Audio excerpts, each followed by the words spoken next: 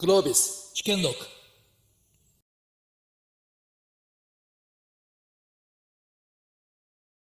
本セッションに関しては素晴らしいパネラーの皆さん、スピーカーの皆さんにお越しをいただいているんで、ぜひですね多くの刺激を受けていただきたいなと思っています。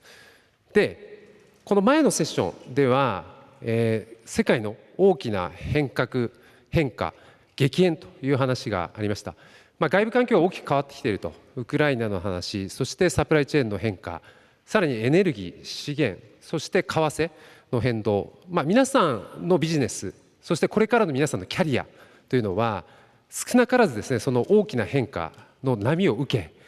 でその波をどう乗りこなすのかが問われているんだと思うんですね。でその中で、皆さんがどういう経営の舵取りをしていくのか、ビジネスの舵取りをしていくのか、そのヒント、その刺激をですね、このセッションではできる限りですね、引き出していきたいなと思っていますので、お三方ぜひよろしくお願いいたします。で、今日はですね、大きな流れでいきますと、この爆速経営というテーマです。で、爆速といえばこの方というですね、小沢さん、小山さんに来ていただいているので、それぞれにですね、ちょっと爆速と私というテーマでですね、ちょっとまずはお話をいただきたいなと思ってます。で、もう一つはですね、当然これからの展望ですね。先ほどルネサンスの話がありましたけれども、未来に向けて経営をするにあたってですね、これからどういう展望を持っているのか、外部環境の変化をどのように捉えて、事業の成長戦略どのように捉えていらっしゃるのかというあたり、このあたりもおそらく皆さんにとってのヒントがあるんじゃないかなと思っています。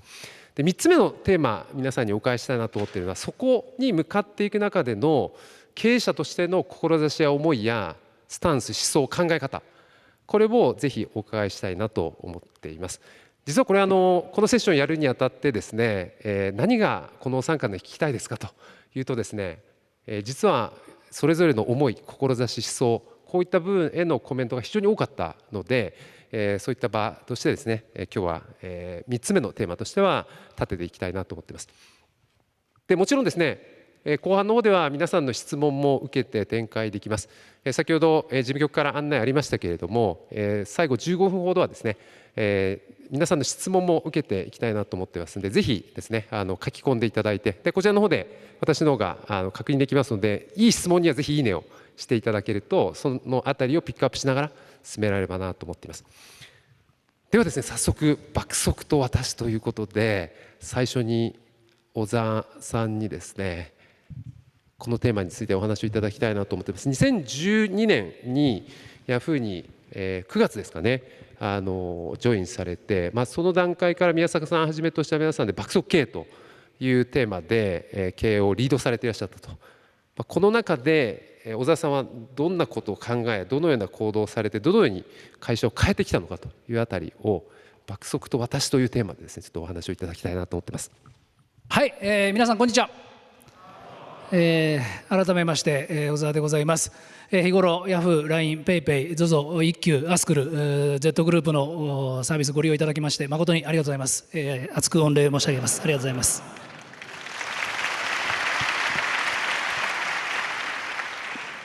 何分喋ります？いや、ほっとくとね、ずっと。そうですね、刻みながらいきたいなと思ってますが、2、3分で言っていただいて。分かりました。爆速っていうのはですね、昔からあった言葉ですけど、やっぱりヤフー、その2012年に宮坂、今副知事ですね、社長が当時ついた時に、スローガンとして打ち出しております。で、爆速、ただですね、私に言わせれば今日いらっしゃってる出雲さんだとか鶴岡さんのスタートアップベンチャー、スタートアップって言ったら失礼ですけど、ベンチャー企業に比べれば当時の爆速って言ったってだいぶ遅いです。つまり我々みたいなその非常に従業員数も多い、社歴も長いという会社っていうのはですね、とにかく動きが遅いって一般的に言われると、大企業病って言われるんですね。で、爆速って言ったとてですね、結果的にそんなに、速くはならないけども、基本的にはそういう会社っていうのはもう強烈な危機感があると。で、大体その危機感がある時に社長がこんなまずいことになってるとかっていうケースもあるし、我々みたいにスピード速く動こうぜと、裏側にはそうしないと死ぬと。当時ヤフーは PC では強かったと。ただスマートフォンへのアプリだとかスマートフォンへの対応がすごく遅れておりましたので、これをやるための緊急体制が宮坂体制だったので、とにかくそれを早くやり遂げなければならないと。皆様方もね、いろんな本当にグロービスで勉強されたり、いろんな企業でご活躍になられてると思いますけども、会社を動かす時っていうのはいろんなパターンがあると。でその裏側には動かすっていうからには何か目的があるわけですと。だってあっちに行こうって言っていかない限り全員がバラバラに走るわけにはいかないと。なので爆速というからには裏側に何か目的があると。我々にとってはそれがスマートフォンへの対応であったと。そこに対していついつまでに何%っていう目標を決めて、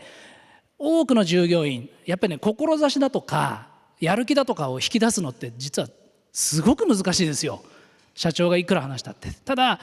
爆速であると、いついつまでに何%やるのである、用意ドーンっていうことなんです。でこれはやっぱり大きな企業を動かすだとか自分のチームを動かす時には、とても重要で、特にスピード感を出すと。で我々やっぱり爆速とは言ってないですけど、同じ形でやったのは PayPay ですね。本当にユーザーゼロから今4年で5000万人が見えてきたと。で私は本当に最初の1人2人のチームからこれをやったわけですけども、やっぱり絶対に現金の比率を今の当時の 70% から 50% 切るところまで持っていくと。そのためにやれることは全部やると。 A 〇〇 B 〇〇と、これをやるのであると、用意ドンと言って、一番最高発でしたけども、あっという間に今シェアが一番になることができたと。こういう体験を通じて思うのはやっぱり爆速というのは何をっていうのがすごく重要なので、もう何をがしっかりしてればですね、初めて爆速っていうのが機能すると、こういうことかと思います。はい、ほぼ3分でまとめていただいてありがとうございます。今爆速に、一つの方向性に向かわせていくけれども、ついてこれない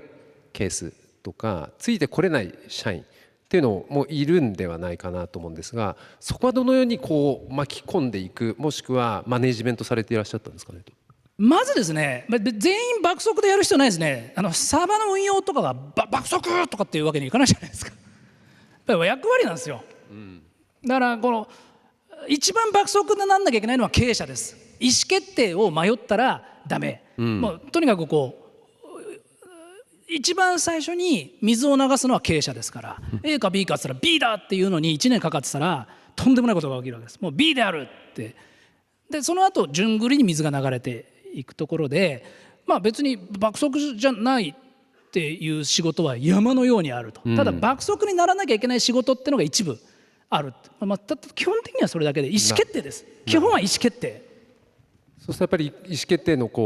センス感度っていうのを経営者磨き込みで瞬時に判断できる。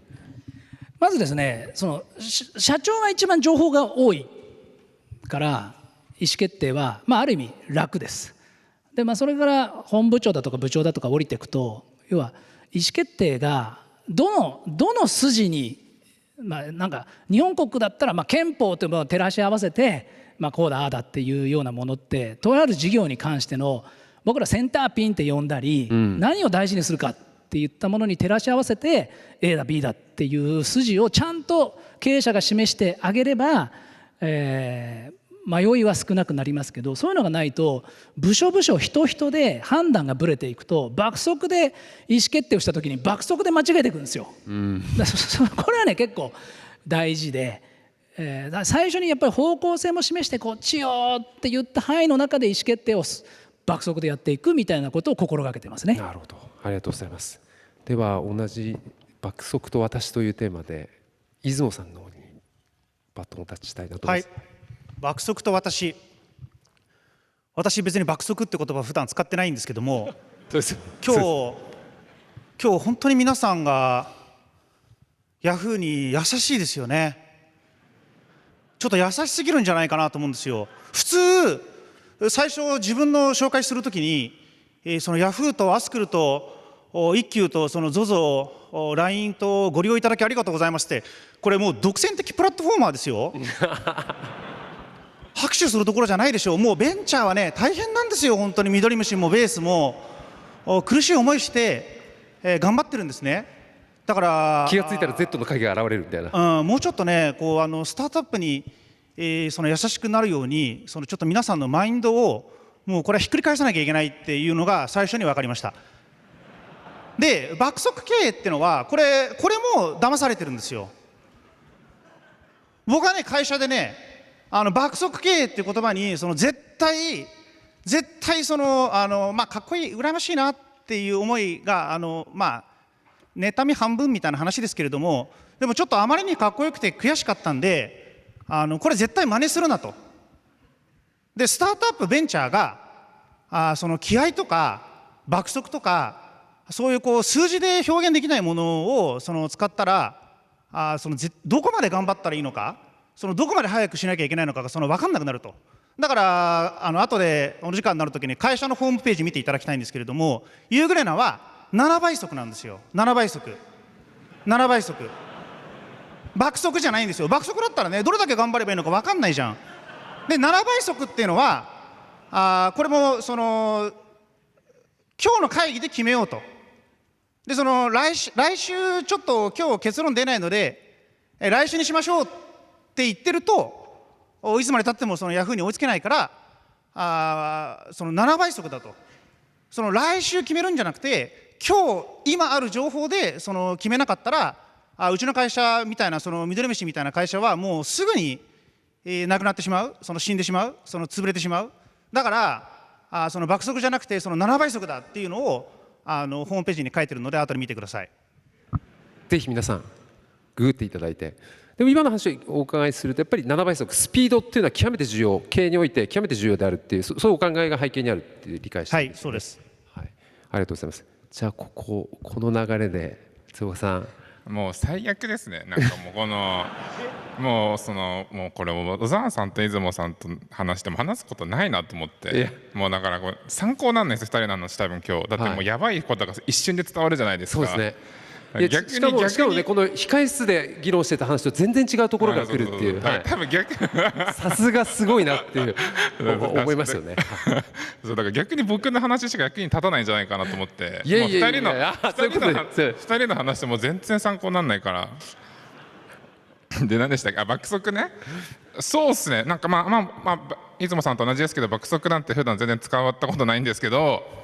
でもなんかちょっと小沢さんも一瞬ねなんか絶対ありえないに言ってましたけど、やっぱ我々とするといつ死ぬか分かんないっていう立場の上ではなんかやっぱもうスピードが何よりも大事ですよね。多分なんか直近分かんないですけどベースが創業して以来だとおそらくお金よりも大事、スピードの方が、のぐらいやっぱりいつ死ぬか分かんないし、それこそねなんかどっかの会社が爆速とか言い出してなんかもうスタートアップガンガン僕らがやってるような小さいマーケットですらガンガン入ってきかねない。って中でやっぱりなんかもうどこかの会社がね、なんかいろいろねやられてるんで、なんでやっぱ僕たちとしては意識してないですけど、もはやそもそもスピードがないと生きていけないっていう意味ではもうなんか何よりも大事なもの、我々が成長していく上では、でかつ、しかもなんかそれこそヤフーさんとかが爆速って言って結構なんかスタートアップ界隈にも緊張感出てそれ良かったなと思ったんですけど、なんか何でもやられるんじゃないかとか、多分なんか本当はなんかヤフーを潰しに行く側なわけじゃないですか、スタートアップサイドって。でなんか風潮的にはヤフーにやられるんじゃないかって風潮になるっていうのはなんかある意味我々としてはなんか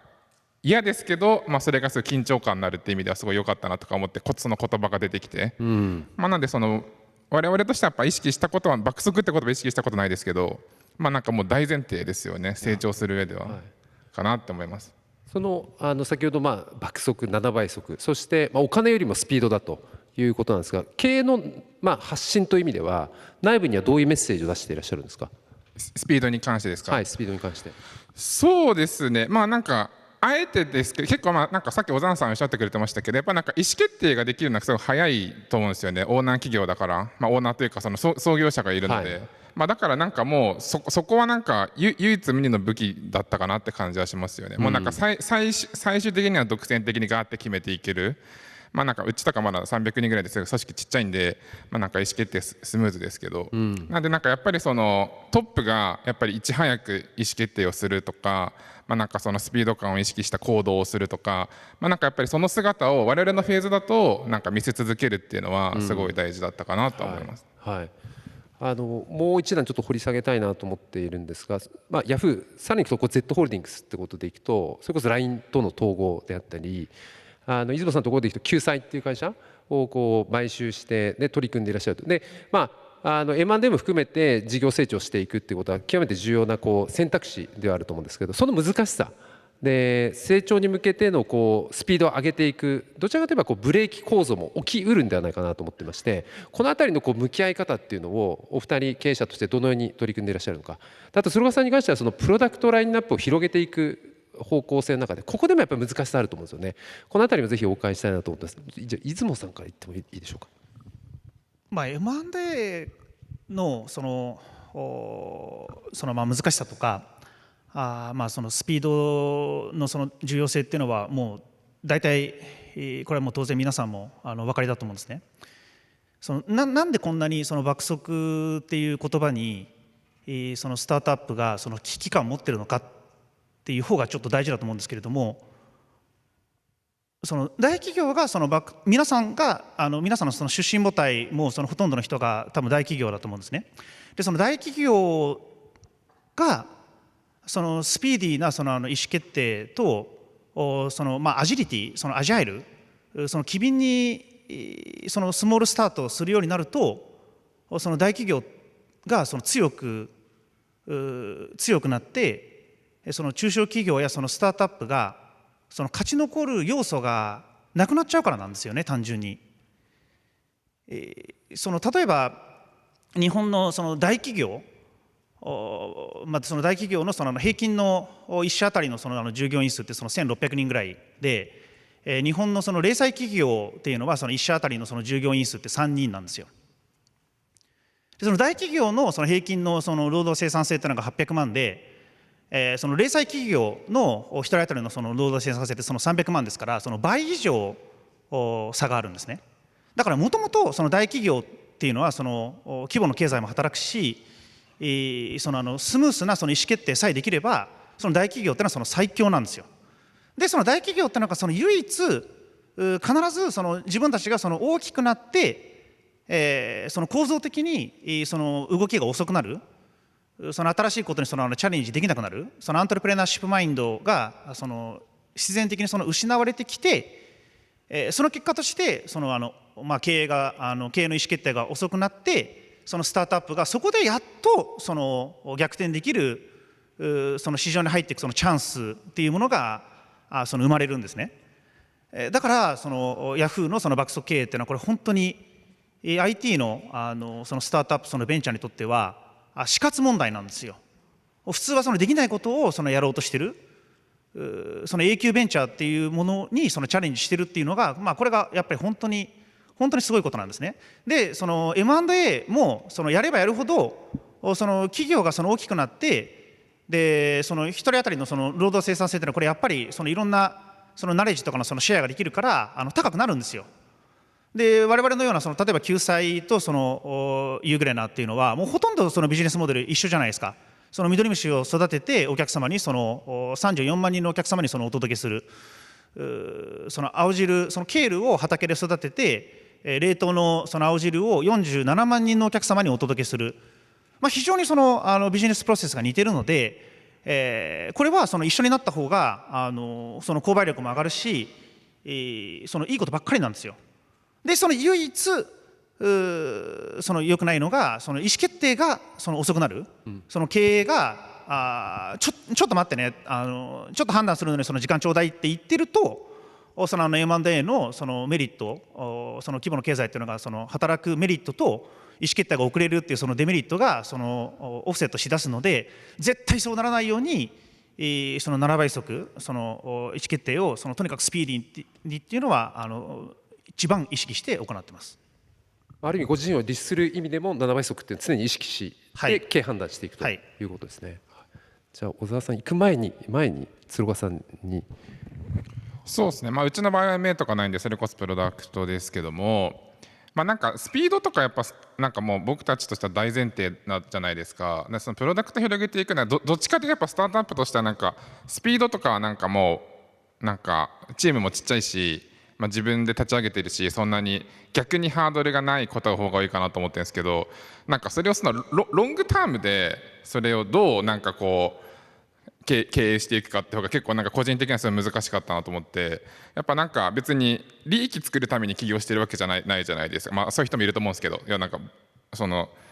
社会にどう貢献するのかとか、どういう社会を作りたいからこのプロダクトを作ってるのかっていうのは僕とかはあって、でなんかそれってすごい時間かかる、数十年かかるミッションじゃないですか。でその数十年かかってやりたいことと足元のそのスピードを持って意思決定しないといけないことの整合性をどんどん合わせていかないといけないから、なんかそこはなんか個人的にはずっと意識してますね。なんかこれ何のためにこれ意思決定してんだっけっていうのと、なんかこれって短期的な利益だけ追求しすぎてて、中長期のビジョンとかミッションとかをないがしろにしてるんじゃないかみたいな、なんかこっち側がぶれないようにする方が結構なんか大変だったなと思って、なのでそのベースがプロダクト広げていく時とかはどっちかというと、我々がミッションを達成したいミッションを達成するためになんかどういうプロダクトが必要で、なんかそれをどういう順番で作っていくかみたいな。なんでなんかスピードとあとその距離感、なるほど。なんかそれはなんかすごい意識しながらプロダクトを作ってるなって感じはします。なるほど、はい、いかに遠くの方向性、これをぶらさないかだけど、この足元っていうのをしっかり回していく。そうです。なんか自分たちの存在意義がなくなってしまうと何の意味もないし、やっぱりなんかね、こんだけ社会問題に今溢れてると、なんか社会問題を解決するっていうのが、我々が生きていく意味じゃないですか。なのでなんかこうスピードだけガーって意識しすぎると、なんか何のために働いてたんだっけってなっちゃうから、結構そもそものどういう社会に貢献するのかっていう、でそのためにどういう意思決定をするのかっていうのはなんか全部セットかなと思って、そのためにこういろいろ授業を作ったりしてるって感じですね。ありがとうございます。じゃあ小田さんの方にもマイクをと。はい。M&A、そうですね。M&Aはじめとした当然規模を拡大していく中で、やっぱりスピードを殺す動きっていうことも出てくるんじゃないかな。このバランスをどうマネジメントされていらっしゃるか。わかりました。先ほど爆速っていうからには目的が必要だっていう話をしましたね。例えば我々だったらペイメントの事業、QR コード決済、これで日本を良くするとか、ファッションの領域が弱いのでどうしようって社内的にずっとこう研究するわけですね。でその時に手法っていうのは大きく3つしか僕らは考えてないです。育てるか作るか買うっていう、今ある自分たちの事業をドガーンと育てていくか、ないものを作って育てると、ペイペイとかそうですね。であと買うです。で買うっていうのはもう爆速の最たるもので、買った瞬間完了なんですよ。もう育てるとか作るより全然スピード感が違う。もう買った瞬間にファッションの領域ナンバーワン、高級な宿泊の領域ナンバーワンっていうんで、我々は常にずっと買収のリストっていうのを作って、その会社のコンディションとか見ながら、研究して、これはもう爆速の最たるものであるという理解をしています。だから皆さん買収はいいよ。マネジメントの層の方もいっぱいいらっしゃると思いますけど、絶対に買収が上手になった方がいいですね。この買収をうまく使えるか使えないかはもう会社の経営としてものすごく重要な要素だと思います。私はその楽天という会社だったり、今ソフトバンクグループとかっていう、こういうところのキャリアが多いですけど、やっぱり2社見てて思うのは本当に買収を上手に使う。逆に買収が上手な会社っていうのは成長の幅が読める。だからこれね、もう爆速とか、正直言葉はどうでもいいです。もう会社経営の非連続な成長を作り出すための買収の研究っていうのを、買収のスペシャリスト、買収のマッチングのスペシャリストじゃないですよ。どういう案件を買うべきか、どうやって交渉するべきか、買った後どうすべきか、 PMI、 これのスペシャリストって日本にはすごく少ない。これは美味しいですよ。皆さん目指した方がいいですよ。教えてくれる人もいないけど僕は教えられると思うな。以上です。ありがとうございます。一つ目の爆速と私、そしてその中での経営のポイントをそれぞれの方にお話をいただきましたけれども、ちょっと展望未来に持っていきたいなと思ってます。すでに未来に向けた議論がかなり終わりだったかなというふうに思うんですけれども、この前のセッションでは実はかなり環境変化、それこそそのサプライチェーンの変化であったり、戦争の話であったり為替の変化で、さらにいくとエネルギーの問題っていう議論もされていました。その中で我々どういう環境変化を重視し、そして足元の経営に生かしていくのか、成長戦略にどうつなげていくのかという観点もぜひお伺いしたいなと思ってます。ここはじゃあ出雲さんからお願いしてもよろしいでしょうか。変化、グローバルなその変化にどうやって対応していくのかってことでいいんですか。そして今現在この先に向けて、爆速というテーマで成長戦略をどのように考えていらっしゃるのかってことをお伺いしたい。なるほど。変化にその対応するっていう意味では、その変化で対応できる組織のその際立った特徴っていうのはもう明らかになってるんですね。これはまさにそのダボスで、その人工知能とビッグデータの座長をしているのが MIT のアレックス・ペントランドっていう先生なんですけれども、このペントランドがその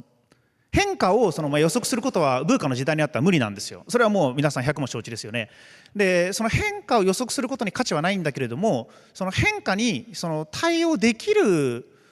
その組織の際立ったその3つの特徴をその平時から寛容できるか、養っていられるかどうかっていうのが致命的に重要だっていう話をしてました。でこのその3つの特徴っていうのが私は常に意識して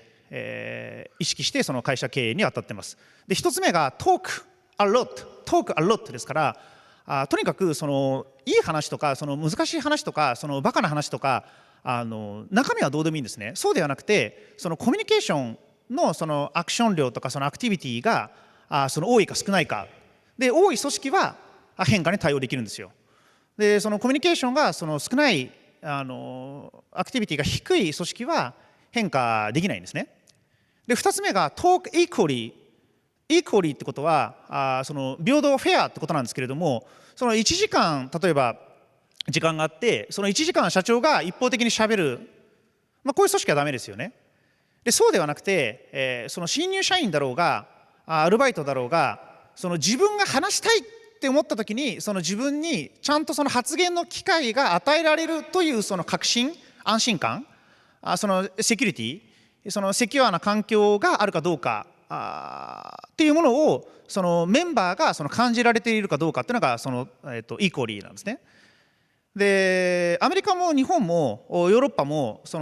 ゃんとしたまともな組織はこの1つ目と2つ目はできてるんですよ。トークアロットとトークイコーリーっていうのは。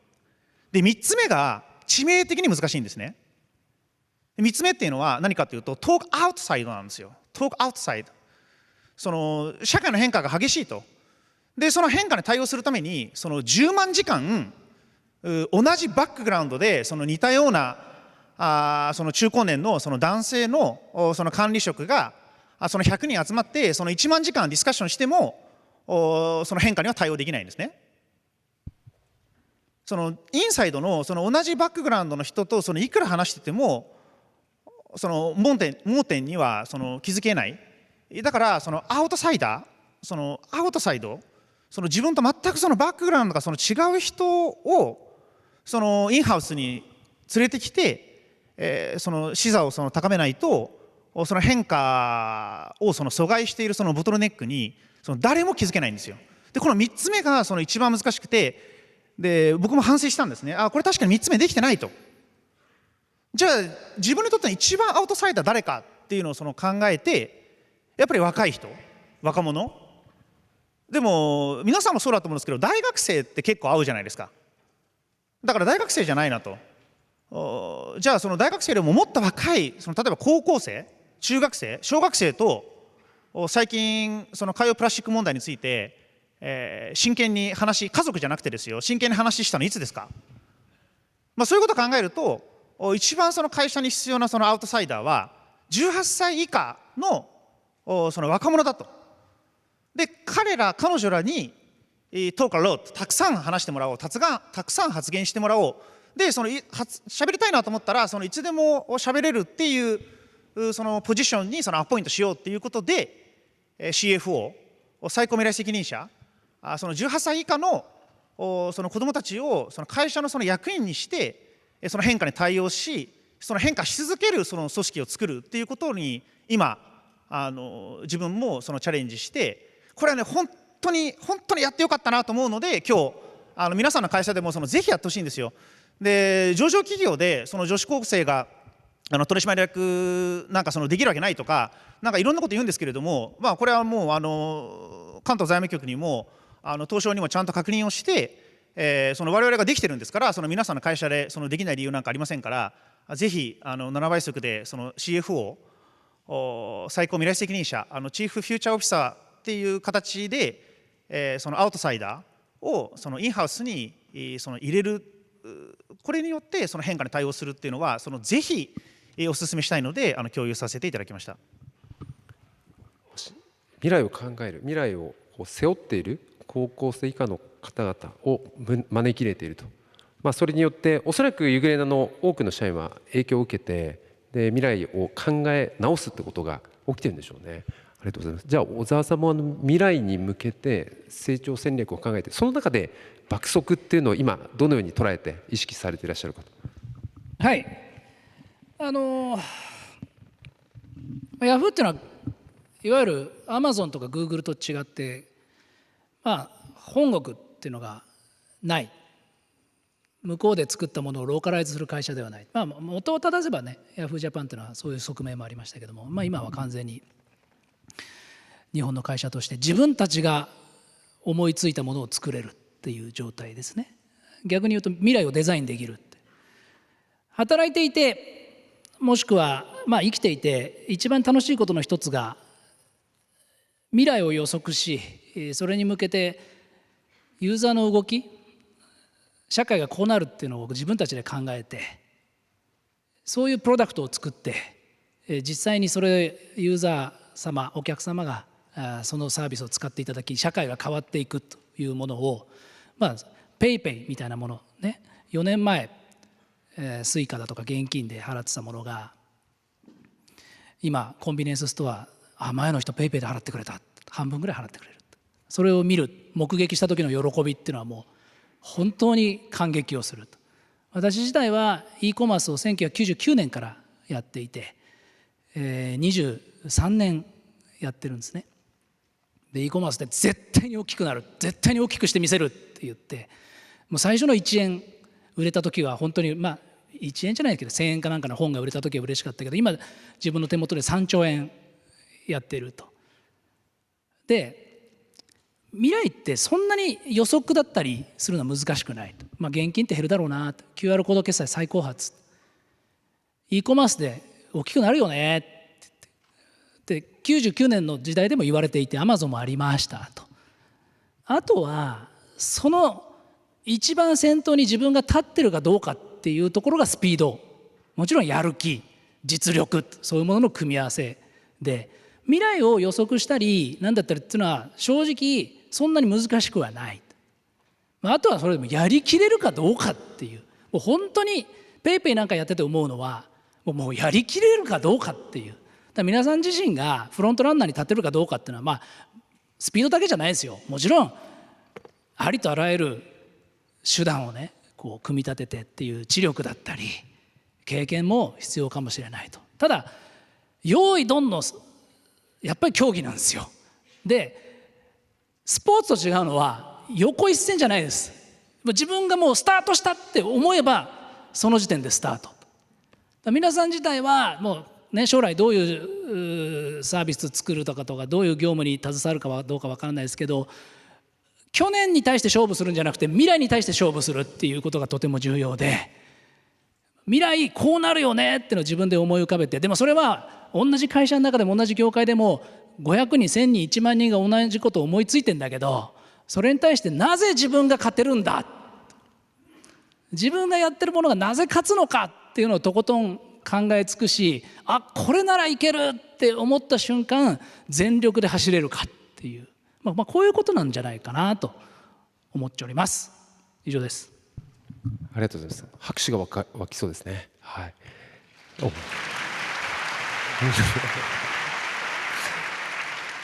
というところからいきなり鶴岡さんに行くとちょっとねあれですけど、やりづらいな。やりづらいですよね。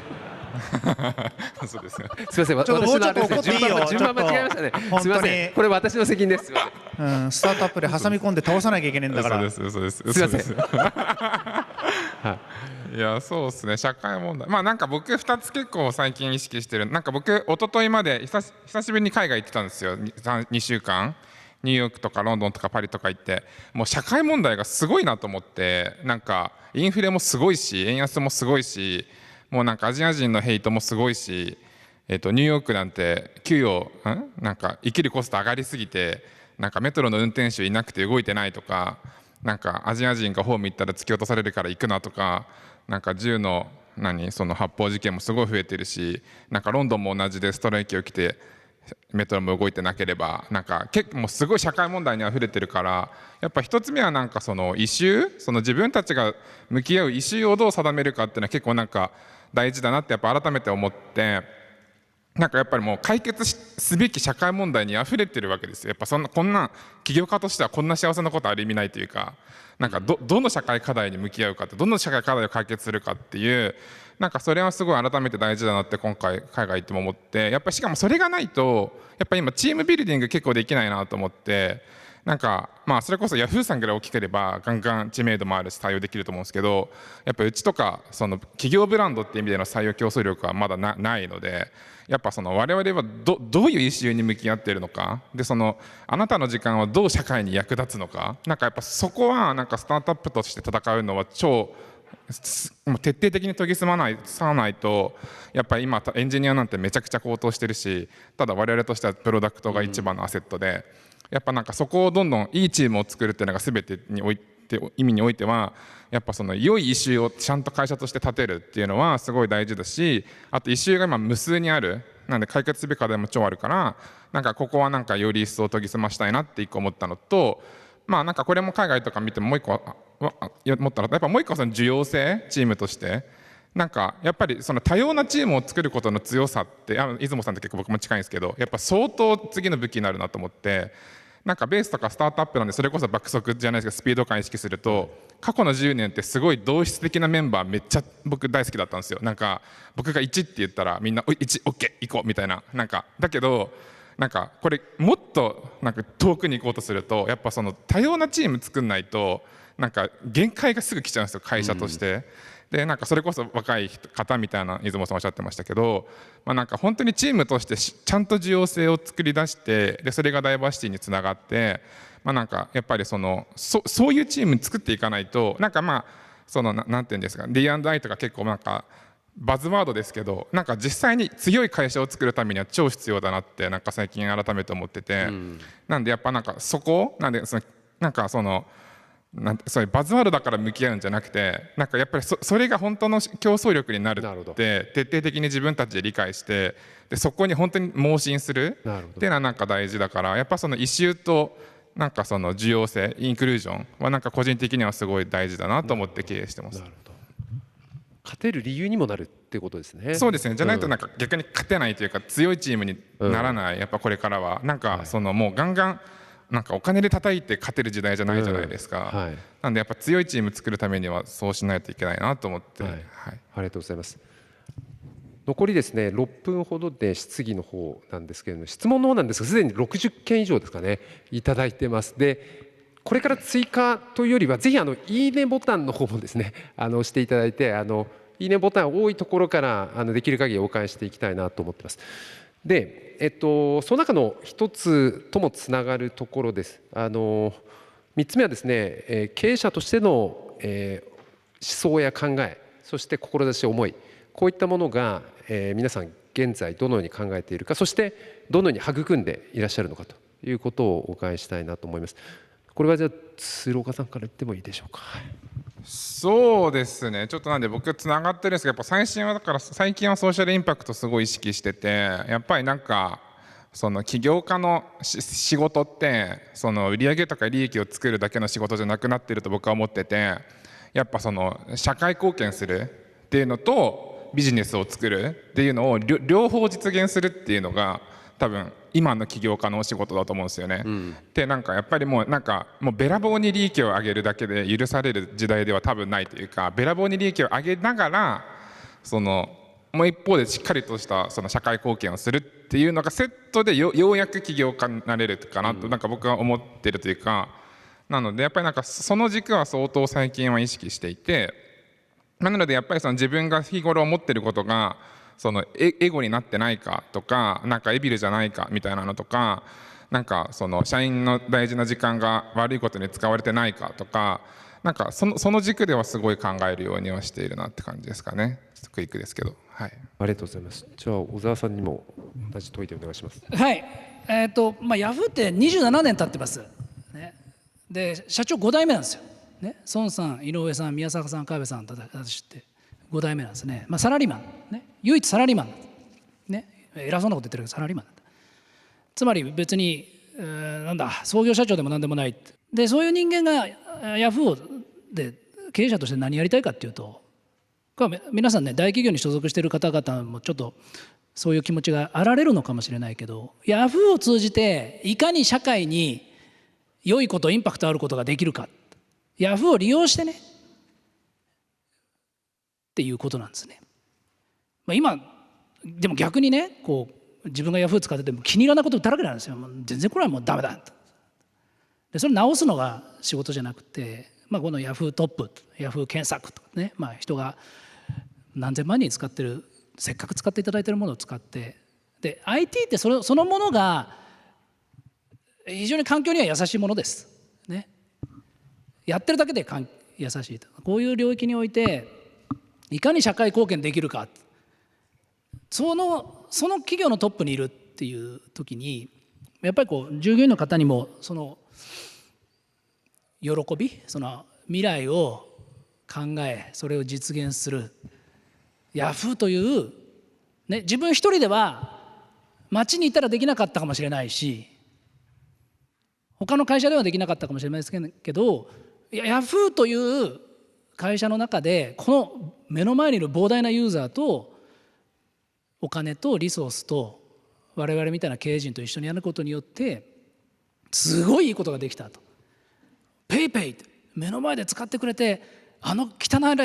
い現金使わなくてよかったと、ね、そういうことをやるためにはどうしたらいいかと。でここからが要はサラリーマン経営者として重要なのは、僕って、もちろん何年か経ったら辞めるわけです。クビになるかもしれないし自分で降りるかもしれない。ただヤフーの中でそれが持続的に行われるような仕組みを作れるかどうかっていうのがとても重要で、やっぱりこれはひょっとしたら皆さんもやらなきゃいけない、ねオーナーシップがある経営者じゃないのならば、仕組みをどう残すかっていうことはすごく強く意識をしていて、今はその作業をすごく頑張っているところですね。皆さんヤフーね、もう少し良くなりますから使ってみてくださいね。よろしくお願いします。じゃあ出馬さん。未来ですよね。未来、いや本当にもう鶴岡さんが一番大事な話をばらしてしまったので、私途中で止めようと思ったんですけれどもなんか喋りたそうでしたもんね。そのソーシャルインパクトを意識してますっていうのにあんまり反応してなかったと思うんですよね、今日聞いてくださってる方が。それを見てて僕はちょっとこれは大丈夫かなって安心しましたし、2025年から今日ここに大企業から来てるっていう方がいらっしゃったら、2030年には2人に1人はもうお会いしないでしょうね。皆さんの会社なくなってますから。本当になくなるんですよ。2025年に日本は明治維新と同じぐらい大きな変化が起こるんです。鶴岡さんも私も、そして皆さんも1980年以降に生まれて2000年以降に大人になったミレニアルと Z 世代だと思うんです。でミレニアルと Z 世代って今までいた人たちと全然違うんですよ。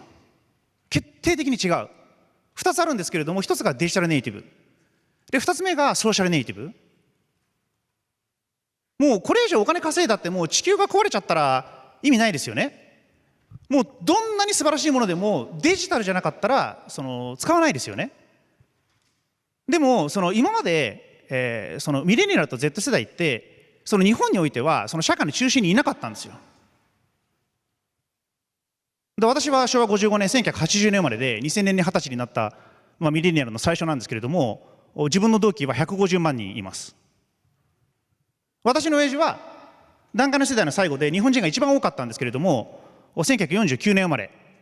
の日本人というのは270万人いるんですね。去年日本に生まれてきてくれた赤ちゃんはたったの81万人だから、人口比で言ったら前の世代っていうのが4なんですよ。で今の赤ちゃんを1とするとミレニアルの Z 世代っていうのが2で団塊の世代が4なんですね。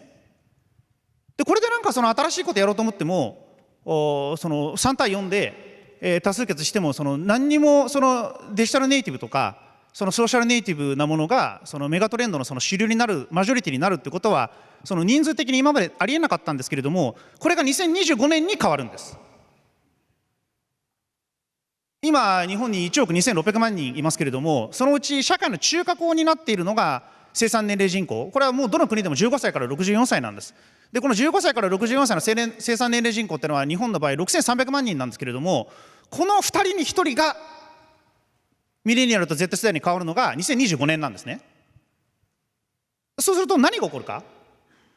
その選挙の投票行動も過半になると全部デジタルネイティブソーシャルネイティブに変わります。お客さんの生活者の消費行動もデジタルネイティブソーシャルネイティブのものに変わるんですね。若い優秀な人のその就職先もそのデジタルネイティブでそのソーシャルネイティブな会社にしかその優秀な人を就職しなくなるんですよ。皆さんの会社がそのデジタルネイティブとソーシャルネイティブのそのビューポイントを入れた商品そのサービスを提供しているのかどうかは私は知りませんけれども、もしそういう変化その25年までにその準備できてなかったらお客さんにも選ばれない、その優秀な人がその採用できない、そういう会社にそのなるんですね。2025年にもう大企業いくらそのアセットがあってもひとたまりもないですよ。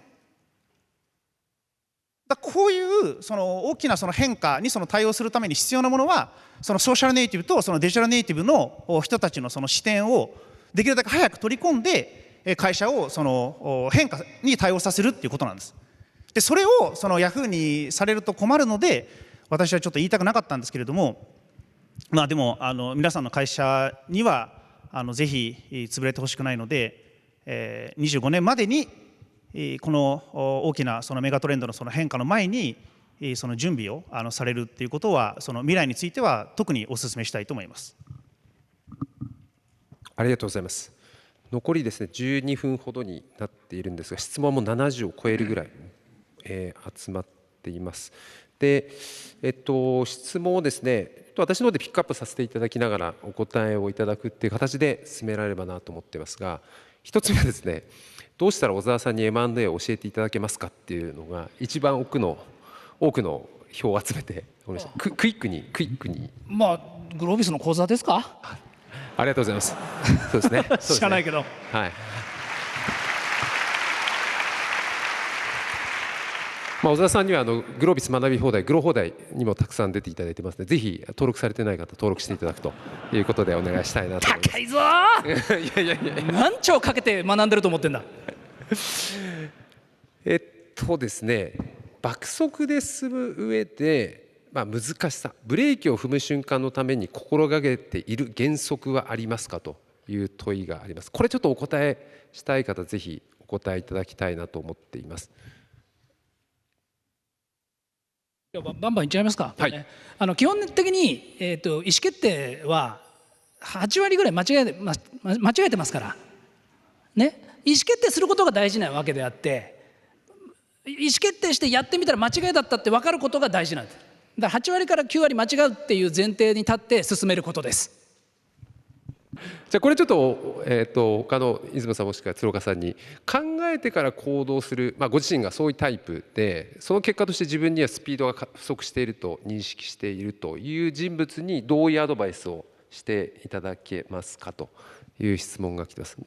出雲さんもしくは鶴岡さん。スピードが足りない人に考えてから行動するタイプああ、なるほどなるほど、なのでわかりましたわかりました。なのありがとうございます。でスピードが不足していると感じている。いや、それはその人のネイチャーってそんなに簡単に変わらないので、それは適材適所、そのアロケーションの方がはるかに重要ですから、その向いてない仕事をさせるっていう方が間違ってますよね。じゃあその全員にその爆速7倍速っていうものは、強制するものじゃないと思うんですよ。で今その、爆速7倍速の話を、経営の視点でいろんな話していただきました。で私はちょっとその技術サイドでその爆速っていう言葉がそのヤフーから出てきたのはやっぱりこれ偶然じゃないんですよね。でその自分のその商材とかそのフィールドがそのエクスポネンシャルなその産業なのかそのインクリメンタルな産業なのかはまずここをその整理しないでいや爆速とか7倍速っていう言葉だけその持って帰られるとこれ大惨事になるんですよ。その IT っていうのはそのムーアの法則が一番有名ですけれどもその毎年毎年2倍になるんです。その同じ面積単位面積あたりのその半導体の集積度っていうのは1年で2倍になるんです。ということは10年で1024倍になるんです。だから IT とかバイオテクノロジーっていうのはその10年で1000倍そのエクスポネンシャルなその成長する産業じゃないですか、技術じゃないですか。一方で、何でもいいんですけれどもその例えば内燃機関とか自動車10年前に販売された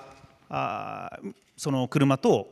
今売ってるその新車で最高時速その100キロから10万キロに1000倍速くなりました？ならないですよね。その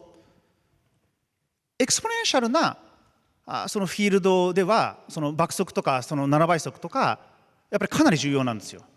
一方でそのインクリメンタルな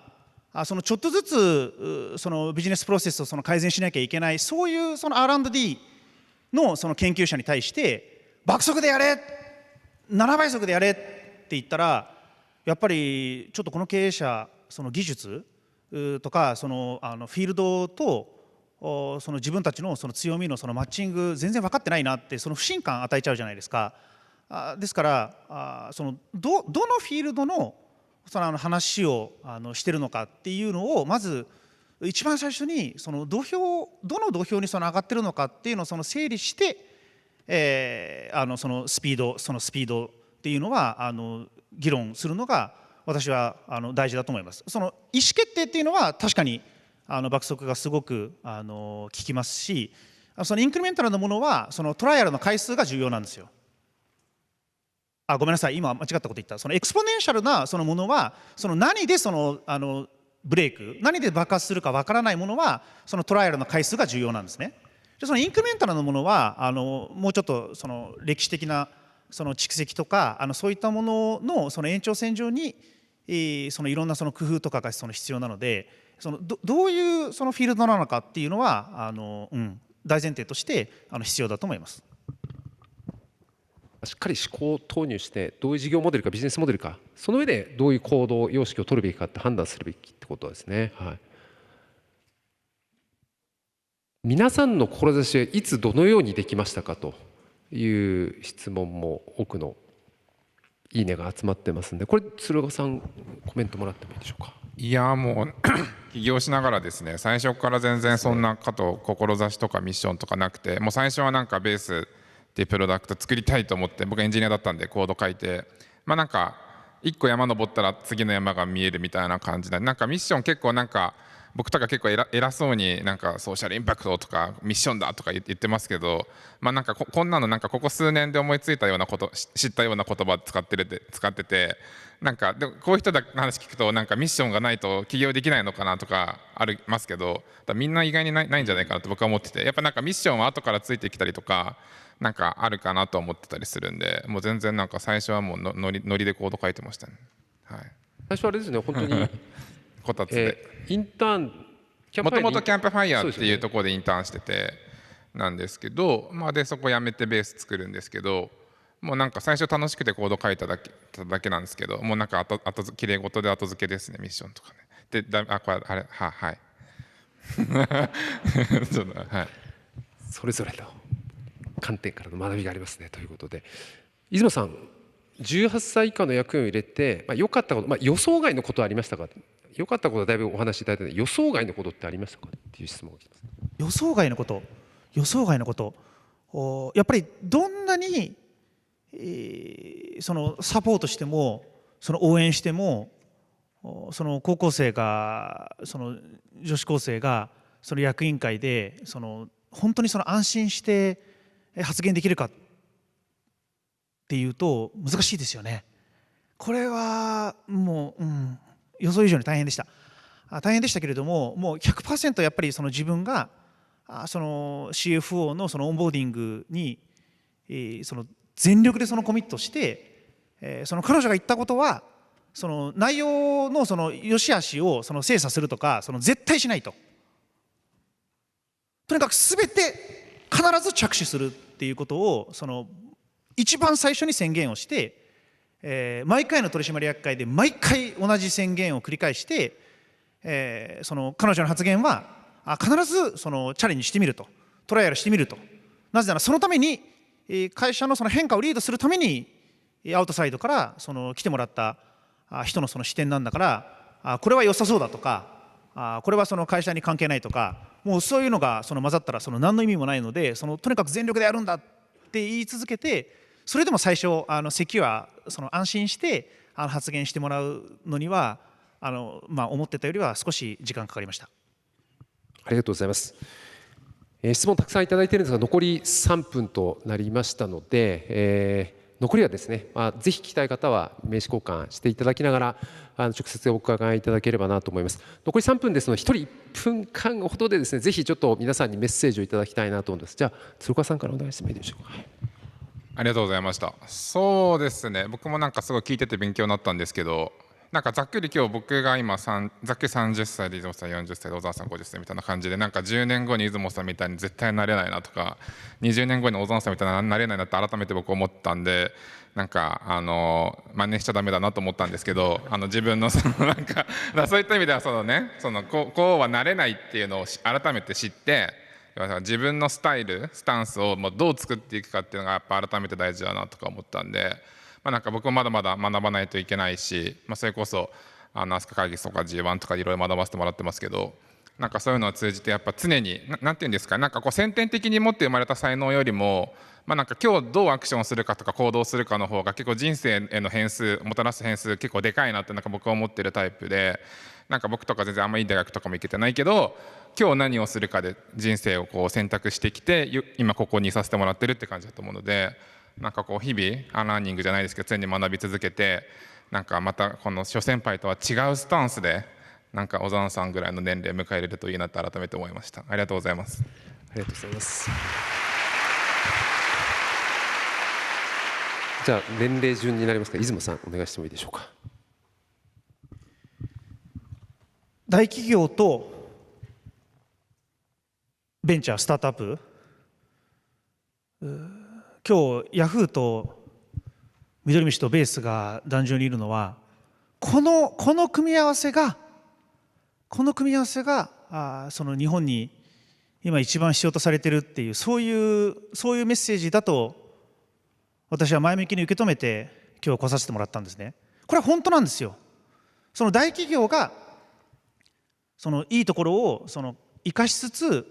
そのスタートアップのようにそのスピーディーになったらもう最高じゃないですか。でスタートアップはその全然資源がないんですね。でこの資源がないそのベンチャー企業、そのスタートアップが大企業のそのアセットをうまく活用してそのビジネスをその非常にその急拡大させることができると、これはこれでまた非常にその競争力のあるその生産性の高いそのスタートアップ、そのベンチャー振興にもなるので、両方の側がやっぱりその歩み寄らなきゃいけないっていうことをその爆速経営、その7倍速経営っていうのでそのリンケージしていただいたんじゃないかなというふうに思います。その大企業からその来られている方の方が多いと思いますので、ぜひスタートアップベンチャーをそのうまくいいところをその取り込んでその自分たちのお会社をその2025年にその取り残されるそのレガシーにしてしまうのではなくて、そのベンチャースタートアップをその上手に取り込んで変わりながらその最高のその大企業になるそういうイントレプレナーとしてご活躍いただきたいなと思っております。ありがとうございました。小沢さん、ラストにお願いいたします。はい、もうこのねすごい暑い京都に土日使ってきていただいてる皆さんはねすごい、俺たちもすごい来た。でやっぱりねこう最後はね自分を信じられるかどうかです。みんな同じこと思ってんだから大体アイデアなんてのはもう根拠のない自信はもう堀さん見てて一番すごいなって、もう本当根拠のない自信がすごい、俺はできるってずっと言っている。でこれはね見習うべきものがある。でやっぱこれはもう持って生まれたものもあるかもしれないけど絶対に自分で言い聞かせることだと、ね、ここで来てるだけですごいと。で最後、せっかく来たから思い出を作って帰ろう。僕が我々はすごいって言ったらすごい、我々はやれるやれる、ひょっとしたら僕だけの思い出になるかもしれない。小沢が外したと、それでも構わない。だってみんな2022年の7月に1年に1回しかない日に来てるんだから、あれはやばかったって言って帰るんだ。これからまだ明日も続くんだから声を出して帰ろうね。練習、我々はすごい。そうだな、ちょっともう少し行こうか。我々はすごいすごい、我々は頑張る頑張る、我々はすごい、我々は頑張る頑張れみんな。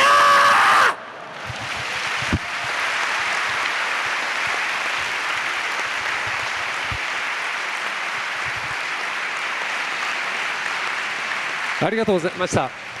もう本当にお忙しい中ですね、お三方来ていただきましたので、改めてお三方に大きな拍手をお願いできればと思います。